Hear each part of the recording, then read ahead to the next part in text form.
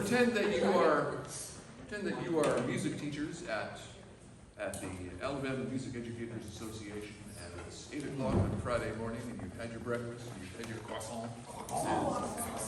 Yeah, you gotta say it like that. Yeah. All right.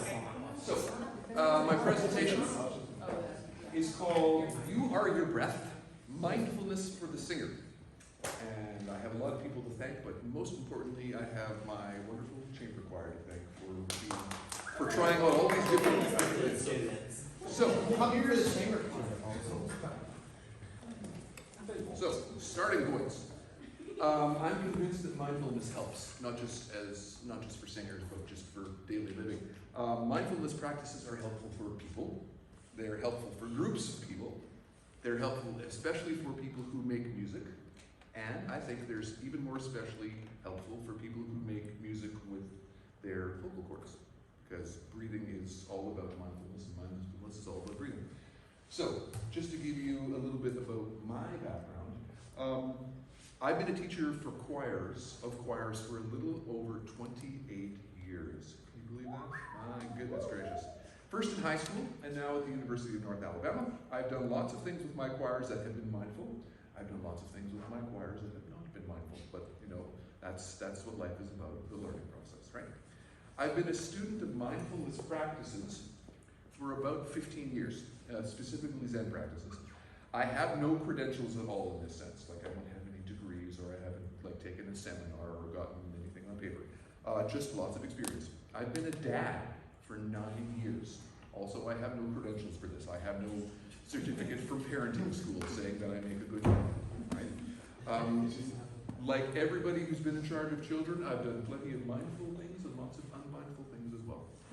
I have no formal degrees or training in psychology, but I do have, many of you know this, I have some experience in cognitive therapy, like I have gone to therapy.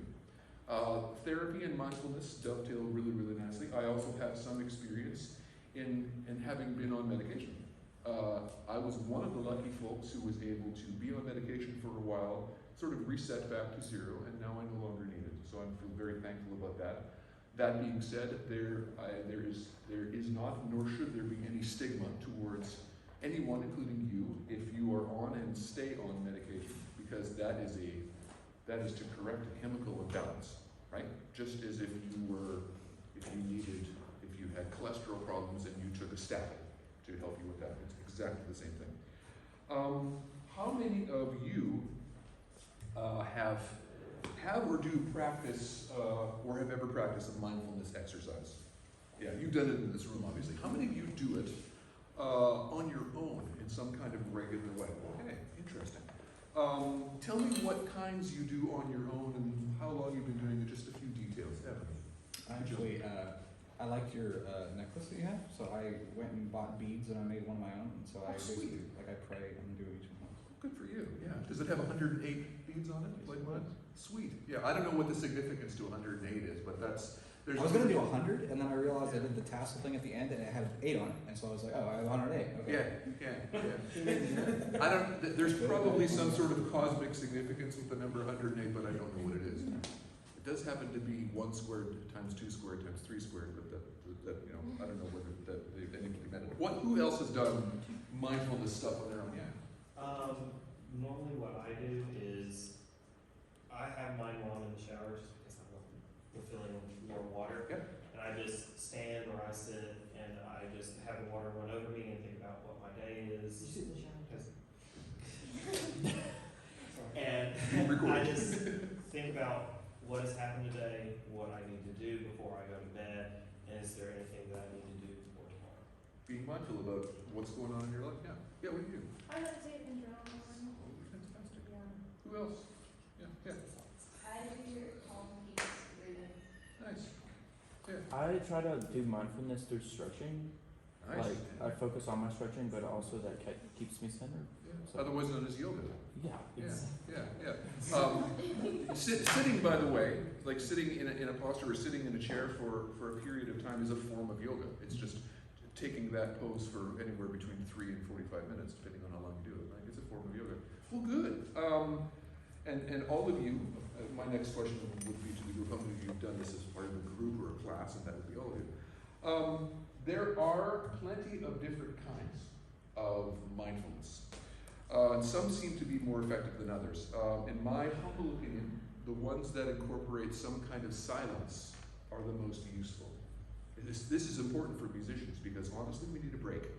We need a break from all of the. I mean, somebody asked me, Ian, what kind of music do you listen to off the clock, like when you're not teaching? And my answer is nothing. I mean, I do music all day and I need a break from it. Now, during the summer, I'll be listening to, all of the choral music that I didn't feel like listening to during my 9 months of teaching. But I think the best mindfulness practices are the one that incorporates silence of some kind. The best definition of mindfulness that I've come across is by a fellow by the name of John Kabat-Zinn, and he says, mindfulness is the act of paying attention in a particular way, on purpose, in the present moment, and non-judgmentally. So, on purpose, you're not doing it by accident. In the present moment, you're trying to stay where you are, right? Calm, peace, present moment, only moment, right? If you're not worrying about your past nor dreading your future, and non-judgmentally. Speaking personally, that's the hardest of those three for me, because I like judging, right? Part of my job as a teacher, as a choral musician, is continually, constantly judging the sounds that I hear in front of me. So, to spend some time in non-judgmental mode not only is difficult, but really, really beneficial. At least I've found. All right. This process begins with the fact that unless you are in a current mental or physical emergency, you are safe and okay right here, right now. That's the ground of all of our being for this. Yeah. Try it. Let's be sitting for 1 minute on purpose, in the present moment, and as best as you can, non-judgmental. Ready? If you can sit in such a way that if you can find a place and a way to sit that you don't move for that minute, that will help the calmness of your mind. Here we go.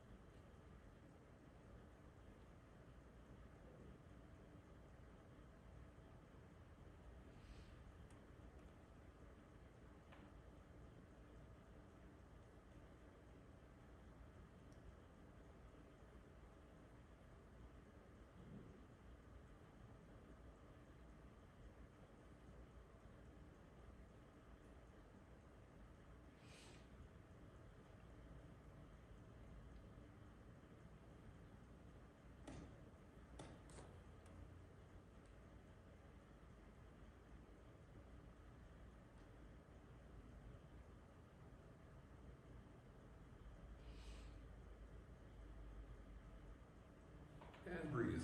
A big breath. Take another big breath. We'll blow that first. Now take another big breath. Yeah. So how many of you found yourself distracted during that minute about something? Like something entered your head? If you brought yourself back to mindfulness, that is the point. And we do that again and again and again. If you're finding it really hard to concentrate sometime, one technique that I had used and still use, like when things are really crazy up here, is just to count my breaths. 1 in, 1 out. 2 in, 2 out. 3 in, 3 out. The first thing that I find is that I get distracted before I get to 10. But that's okay too. Knowing that you're distracted and coming back, that's the crucial part. Letting go. It's all about letting go. In a curious way, it is not about trying. It is letting go of trying too. How many of you have done any work at all with Alexander technique? Yeah. Tell me what Alexander technique is. Who wants to volunteer? What's Alexander technique in a nutshell? Yeah. It's basically moving your body most efficiently and easily for the longest time you can. Yeah. Any want to add to that? Yeah. Yeah, it's like realizing where you have tension and being able to recognize that and let it go. So, Yeah.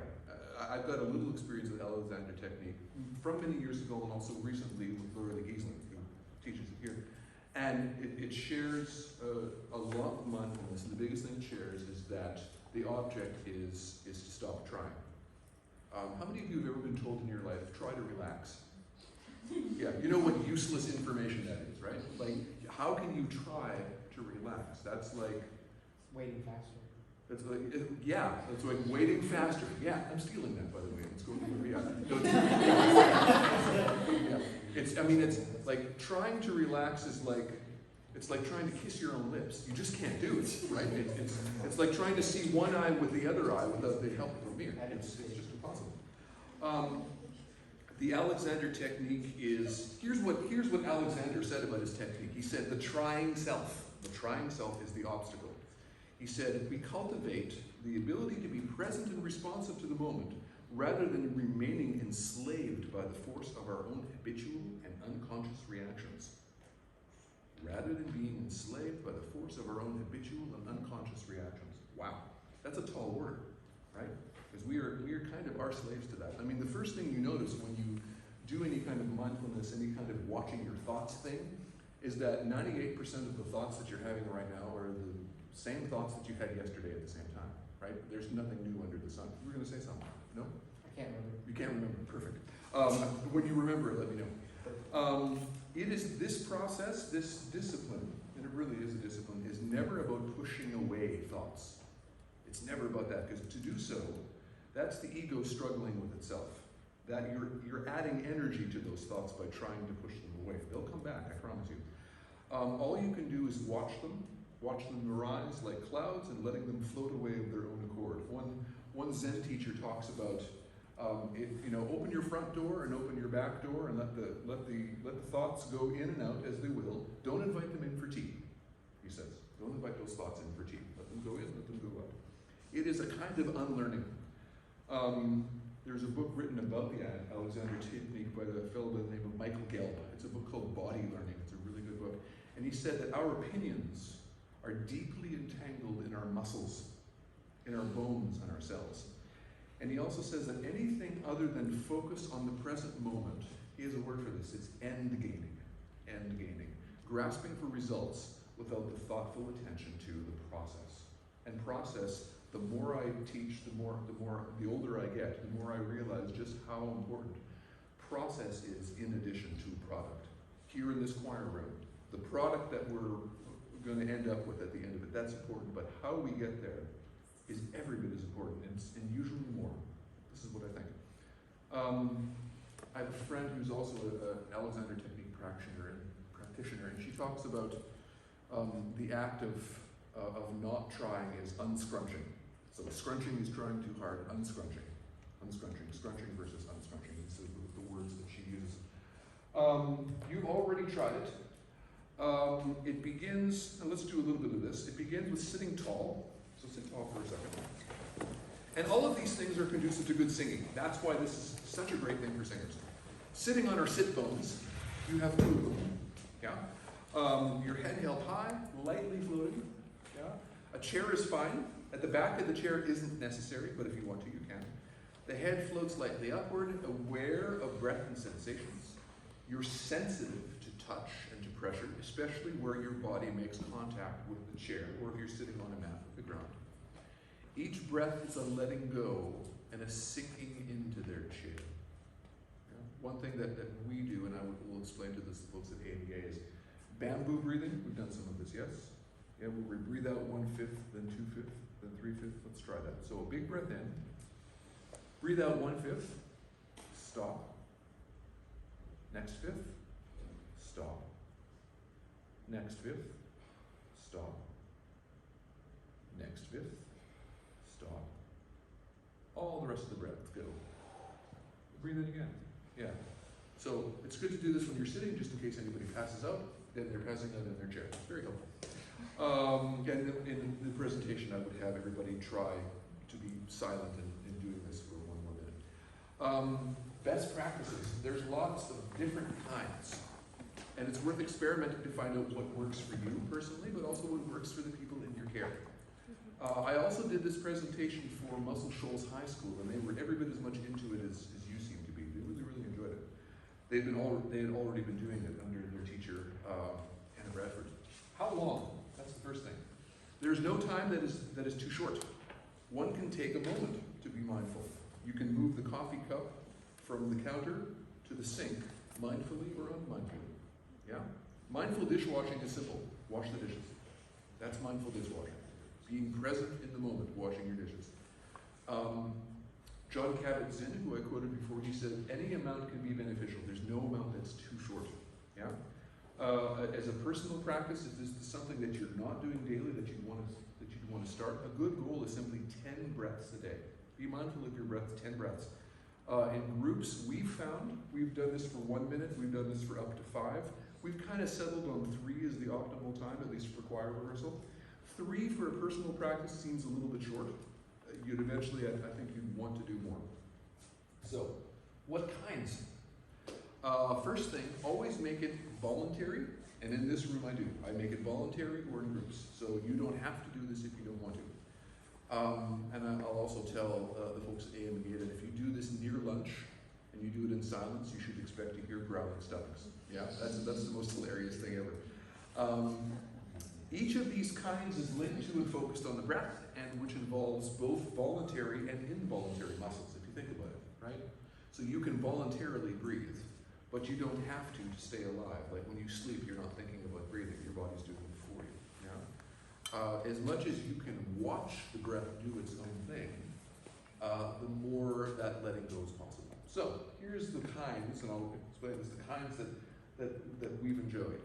Silent mindfulness, focusing only on the breath, allowing thoughts to rise and fall like clouds passing. There are no bad thoughts. There are no bad thoughts. Your brain constantly secretes thoughts in the same way that your stomach constantly secretes what? Like digestive juices? Bile. Bile, yeah. Or it's one of those that secretes bile, or the liver, or, yeah. To notice that they are impermanent and not really real is enough, right? Your thoughts come and your thoughts go. Hang on to none of them, including the good ones. Learning to let go of good thoughts is every bit as important as learning to let go of the bad ones. One that you guys seem to like a whole bunch is the word breath mindfulness, and the one that we use all the time is calm, peace, present moment, only moment. Yeah, that's a good one. I like that one too. The other one that I like that's even simpler is breathe in on this, breathe out on just this. This, just this. That's really, really simple.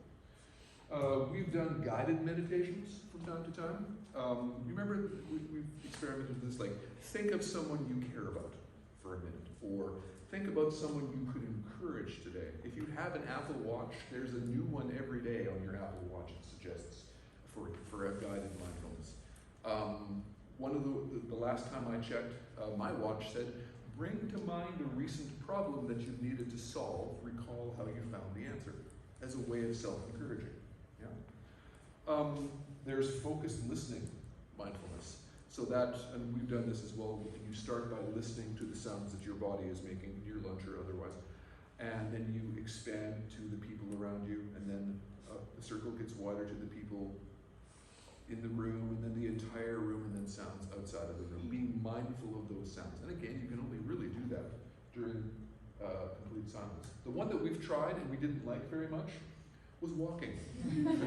we tried this, and it just, we distracted ourselves. By the way, in Zen circles, walking mindfulness is really, really important. We do this all the time. Like we'll sit for half an hour, and then we'll do what's called kinki, or walking meditation, where when we discipline ourselves to look at the ground. That's one of the things during the retreat that you're supposed to not look at other people because no one likes being looked at. So we'll just, one step in front of the other. One of my friends calls it cat walking, where you go like that. So that's walking mindfulness. We're going to have to try that again because there's a lot of benefit to it, and it's a great way to stretch the legs after you sit for half an hour. That's one of the things about a sitting retreat. At very least, you'll end up with really, really sore legs. Yeah? Yeah. Hopefully you'll have more than that, but at very least you'll get that. We've also done the body scan. You guys seem to like this too, where you're mindful of your body in order, like right leg, pelvis, hip to hip, top and bottom, abdomen, small of back, upper back, chest, and we do this in order, and then we do the reverse. Didn't we do that once on Norton stage? Yeah. You guys seem to dig that as well. I do too.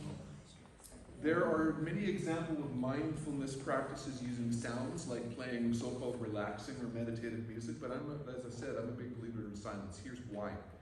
I read a book last summer called Engaging in Community Music, and here's what that author had to say about silence. He says, we live in a culture that privileges action. In earlier societies, contemplation was valued more highly than action. In order to meet material needs, people needed to be active.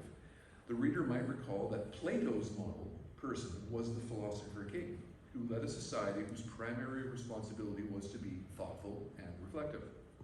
This shifted with the rise of science, the Industrial Revolution, and the emerging consumerist society that found value primarily in the accumulation of goods. Yes, you've heard of this, the accumulation of goods?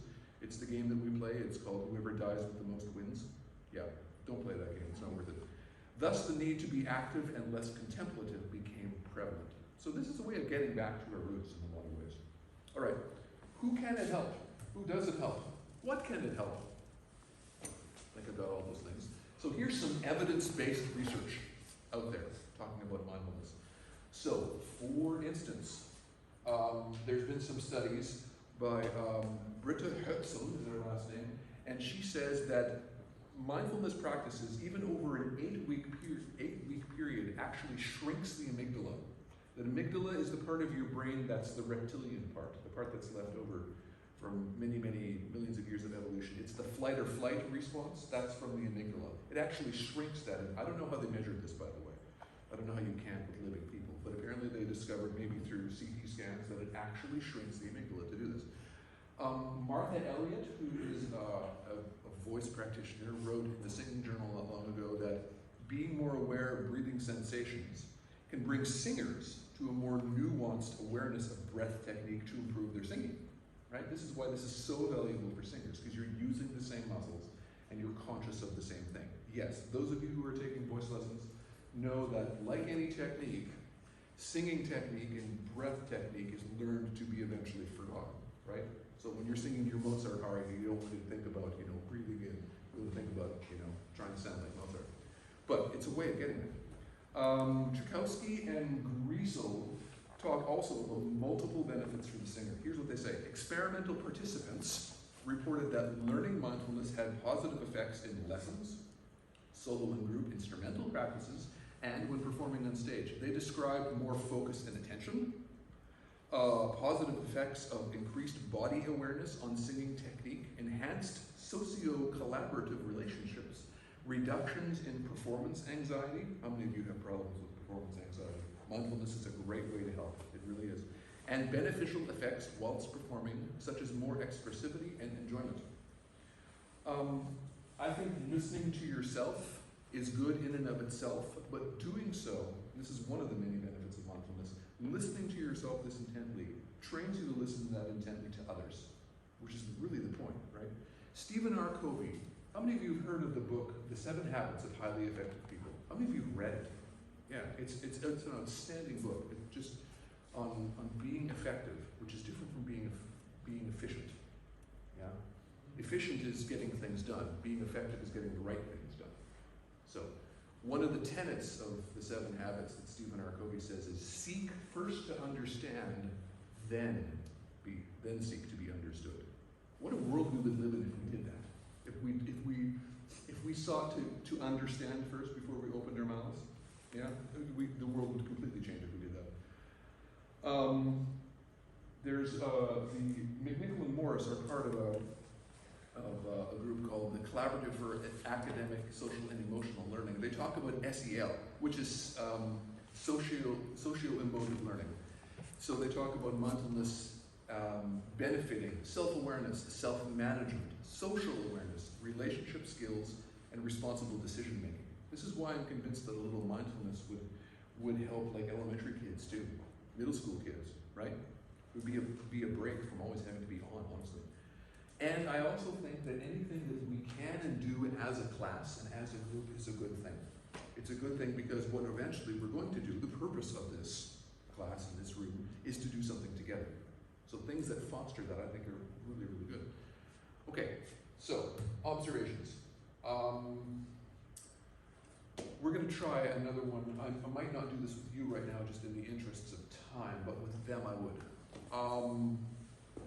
So I want to talk about problems that aren't problems, that we all discover when we take up a mindfulness practice or we do it in a group. One problem is that I don't want to. Very few of you, by the way, when I handed out the survey, said that you didn't like doing this. The most negative anybody got in the room was, I don't like doing it because I feel so crappy at it, which is actually part of the discipline. If you feel like you're a lousy if you can't be mindful, that's the reason to be mindful, right? It's a problem that really isn't. What about my worries? What about the fact that, how many of you worry about stuff? Yeah, that's human nature. We all worry about stuff, right? We will be ready for what comes by being mindful of the present. I'm convinced of it, right? I mean, this is a thoroughly Christian idea, by the way, too, right? Consider the lilies. They neither toil nor spin. Yet, what's the rest of that Bible verse? Say again. The Lord dresses the lilies of the field. Yeah. Yeah. That's all of them. Yeah, you'll be, or the sparrows, they're 2 for a penny, and God takes care of these too, right? So this is baked into all of the 4 Gospels as a practice. My mind keeps wandering, that's another one. Precisely the point. Bring it back. Here's one that's a little tricky, and this happens sometimes when people take up a mindfulness practice. They report that it actually increases their anxiety. And that can happen. But I think what's going on is that you might be aware of the anxiety that was there to begin with, that you weren't looking at closely enough. By the way, and that's the first step to addressing that anxiety, being aware of it in the first place. So if it makes you feel more anxious rather than less, that's a good sign. It means that you're becoming aware. We are always mindful in the interests of freedom, not happiness. This is the thing about this practice. This practice will not necessarily make you happier, but it will make you freer. That's a big, big difference. By the way, that's the difference between this practice and hard drugs. Right? You can either get really happy, or you can take hard drugs to feel nothing. Neither of those things have anything to do with mindfulness. Yes, sir. No, I was confused. Oh, okay, yeah. My mind started to wander randomly, and I came right back in on that. Right. We take hard drugs to feel happy, but we take it as an escape. But no one has a drug habit that's making them more free. Does that make sense? That's the biggest difference between, pick your addiction. That's the biggest difference between it and the mindfulness practice.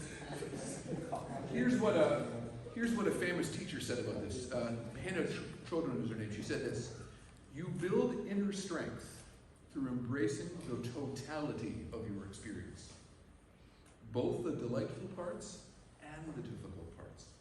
Embracing the totality of your experience is one definition of having loving kindness for yourself, where you embrace even the stuff that you think is crappy. Or to put it another way, you are much, much better than the worst thing you've ever done. I don't mean like ever. I mean, you're a lot better than the worst thing you did yesterday or 5 minutes ago. You're much better than that. Yeah? Embracing and understanding that is just, that's loving kindness towards yourself, and loving kindness towards yourself is the way for loving kindness towards others, right? Love your neighbor as yourself. Not love your neighbor more than yourself. Love your neighbor as yourself. Fidgeting. And I see this in myself, and I see this in others. If you fidget, you fidget. Notice it, move on. Yeah. It can be a sign of restlessness. When the mind is quiet, the body is quiet. When the body is quiet, the mind is quiet. When it isn't, move on. Notice it, move on. Ideally, the room that you're doing this should be as quiet as possible. When distractions happen, and they do, notice them and move on. This, by the way, how many of you are aware of the piece 433 by John Cage? 433? Yeah? For those of you who don't know it, it's a piece that is 4 minutes and 33 seconds of complete silence. A lot of people think that it's like a joke piece and it's not meant to be taken seriously, but John Cage was writing it in the 60s at a time of great technological change and at a time when he was noticing that society was getting louder and louder and that silence needed to be filled with something. And he said, no, it doesn't have to be. And I'd like us to shut up for a little while. And that's what 433 was all about. It premiered, by the way, in the cabin up in the New England mountains, up in the forest. And during that premiere, probably people heard the wind and heard trees and heard the birds and so on. So again, there's no such thing as complete silence. Yeah. I heard I remember where the thing with that piece is the music that we do as people watching the concert Yeah. instead of the musician. So the people laughing, the people moving, Yeah. the people sneezing, like all that is the actual music, and it's really close to mindfulness. It really is, yeah. It was his way of, in his very Zen way of blurring the distinction between performer and audience, right? Like getting rid of that big gulf that we have between those two. He said there shouldn't be one. He was really big into participatory music. All right. Here's, and what are other observations that you have while you did this even for a minute or 3 minutes? Yeah. I often notice whenever I go somewhere that I can like feel certain parts of my body that I otherwise like wouldn't pay attention to, like especially if there's like pain or tension there, or even where like stress is built up there, and I'm like, oh okay, it's time to drop a shoulder, or really let my body expand so I can breathe. Yeah. There's the Alexander Technique book I taught him. I forget the phrase he used, but he talks about how we're in a constant state of having to react to something terrible physically. And we carry that tension wherever we go. It's like our bodies are in a state of walking through the tall grass, and there could be a tiger in it somewhere, right? And we've inherited that from our ancestors. That works if we're walking. It works even better if we're running because we can get rid of that energy. But when you've got that kind of tension and you're sitting behind a desk, you can't dissipate it, right? You can't get rid of it. That's why exercise is also really, really important. What else have you observed when you've done this practice on your own? Yeah. I find that most of my thoughts are very selfish. Okay. I'm always thinking about myself instead of other people and what's going on. Uh-huh. I'm always like, oh, I need to go pick up this from my mailbox or whatever, instead of thinking about the people that I'm going to see later. But just by way of encouragement, though, taking care of yourself is the first step of taking care of others, right? What did they tell you on the plane about the oxygen masks? Secure your own mask before securing that of others. Yeah, you got to take care of yourself before you, so that, or another way of putting it is, and it's a cliche, but it's true, you can't pour from an empty cup, right? If you want to fill somebody's cup, your cup has to be full first. Yeah? Love others as yourself, not more than yourself. Okay, here's some, as opposed to the evidence-based stuff, here's some experiential and wildly unscientific reasons to practice mindfulness. And I'll tell them about our experience, that 3 minutes was our preferred length for this, at least as far as choir class was concerned. Your favorite, I think, was the word breath, has been the word breath, right? Also, you like the silent mindfulness, but you also like the body scan mindfulness, from what I remember. I think when we did the survey, that's the way the numbers came in. It prepares us for rehearsal. It's calming, increased focus, hopefully reduces anxiety, gets us ready to be together as a group in so many ways. And I've already mentioned this, and you mentioned this on your surveys. This was what was so fascinating to me. At least a third of you tied in mindfulness to your faith and to the faith tradition or the faith heritage that you have, which I was just super pleased about, because it is a great vehicle for practicing one's faith. There are contemplative, mindful traditions in every major world religion, and most of the minor ones as well. Most of them are still, most of them are silent, most of them are breath-linked, right? Psalm 46, be still and know that I am God. That's the psalmist telling us, shut the heck up for a little while, right? Yeah. As far as myself is concerned, and this is speaking only personally, the cumulative effect that I've seen for the last 10, 15 years of practicing for 30 to 45 minutes a day is really, really remarkable. I can't imagine a different life. I love it. I don't love it every morning, but this is the power of ritual, right? Those of you who have a ritual in your life, the thing that makes it a ritual is you do it even though you don't want to, and you do it every day, right? That's what gives it its power. That way it's not dependent on, my flightiness or my wanting to do it one day and not wanting to do it the next. That's what gives it its power. I encourage you to give yourself that gift if you can, even for only 10 breaths a day. If you do, and you start experimenting with longer and longer times, you might want to switch from a chair to a cushion and one sort of mat. I think you've seen mine. You wouldn't have to go and buy that expensive thing, but you could use just a regular mat plus another couple of pillows just to prop your butt up a little bit, because that's optimum sitting position. All of this is made possible, this presentation, I'll say this to the AMA folks, is made possible by the place that I work, University of North Alabama.